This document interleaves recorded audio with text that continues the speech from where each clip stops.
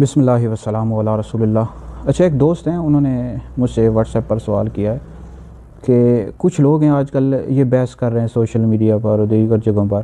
کہ حضرت سیدنا مولا علی پاک رضی اللہ تعالیٰ عنہ ولایت میں سیدنا صدیق اکبر رضی اللہ تعالیٰ عنہ، سیدنا فاروق اعظم رضی اللہ تعالیٰ عنہ سے افضل ہیں۔ اس حوالے سے اہل سنت و جماعت کا کیا عقیدہ ہے؟ تو اس حوالے سے یاد رکھیں، اہل سنت و جماعت کا اس بات پر اجماع ہے، جمہور اہل سنت و جماعت کا یہ عقیدہ ہے کہ انبیاء علیہ السلام کے بعد سب سے افضل حضرت سیدنا ابوبکر صدیق رضی اللہ تعالیٰ عنہ، پھر حضرت عمر رضی اللہ تعالیٰ عنہ، پھر حضرت عثمان غنی رضی اللہ تعالیٰ عنہ، پھر حضرت سیدنا مولا علی پاک رضی اللہ تعالیٰ عنہ۔ تو چاہے خلافت ہو یا ولایت ہو، دونوں میں افضل حضرت سیدنا ابوبکر صدیق رضی اللہ تعالیٰ عنہ ہے۔ آپ اہل سنت و جماعت کی جو بھی عقیدے کی کتاب ہو اٹھا کر دیکھیں، شرح عقائد نسوی اٹھا کر دیکھیں، شرح فقہ اکبر اٹھا کر دیکھیں، دیگر جو کتابیں ہیں، اس طرح اعلیٰ حضرت نے جو رسالہ لکھا ہے مطلع القمرین، وہ اٹھا کر دیکھیں، بہار شریعت اٹھا کر دیکھیں، سب میں یہ لکھا ہوا ہے کہ حضرت سیدنا ابوبکر صدیق رضی اللہ تعالیٰ عنہ خلافت و امامت دونوں میں افضل ہیں۔ تو یہ جو اقوال تو آپ کو پتہ ہے کسی بھی مسئلے میں مل جاتے ہیں،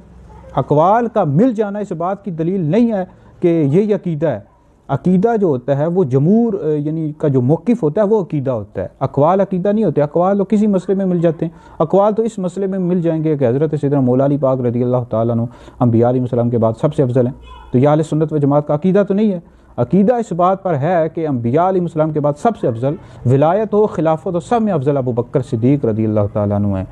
تو جو ولایت میں بھی مولا علی پاک کو شیخین سے افضل سمجھے وہ بندہ بھی گمراہ ہے، جس طرح خلافت میں سمجھنے والا گمراہ ہے، اہل سنت سے خارج ہے، ولایت میں سمجھنے والا بھی گمراہ ہے، اہل سنت سے خارج ہے۔ یہ آپ فتاوی رضویہ پڑھ کر دیکھ لیں، بہار شریعت پڑھ کر دیکھ لیں، شرح عقائد نسوی، شرح فقہ اکبر، دیگر کتابیں پڑھ کر دیکھ لیں۔ تو یہ جو کہا جاتا ہے کہ مولا علی پاک رضی اللہ تعالیٰ عنہ شہنشاہ ولایت، اس کا مطلب یہ ہے